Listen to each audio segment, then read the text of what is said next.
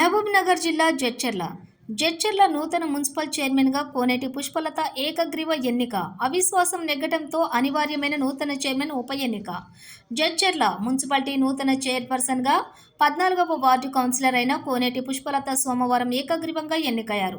గత municipal chairman Dorepalli లక్ష్మిపై సొంత party TRS councillor అవిశ్వాస తీర్మానం పెట్టి అవిశ్వాస తీర్మానం నెగ్గగా దీంతో ఆమె చైర్మన్ పదవిని కోల్పోయారు. దీంతో నూతన చైర్మన్ కొరకు ఉప ఎన్నిక అనివార్యమైంది. దీంతో అధికారులు నోటిఫికేషన్ విడుదల చేసి సోమవారం ఎన్నికకు తేదీ ఖరారు చేశారు.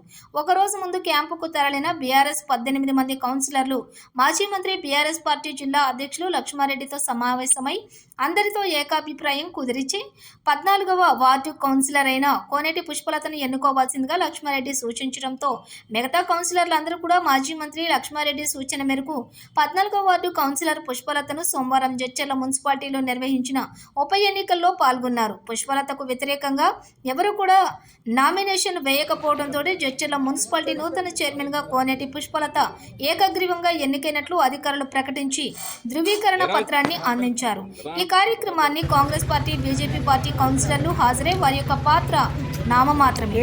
అవిశ్వాసంలో పదవి కోల్పోయిన మాజీ చైర్పర్సన్ దోరేపల్లి లక్ష్మి చివర్లో చైర్మన్ ఎన్నికకు హాజరై నూతన చైర్మన్ ఉప ఎన్నికకు హాజరై బీఆర్ఎస్ అభ్యర్థి అయిన కోనేటి పుష్పలత చైర్మన్గా ఎన్నికకు అనుకూలంగా వ్యవహరించారు.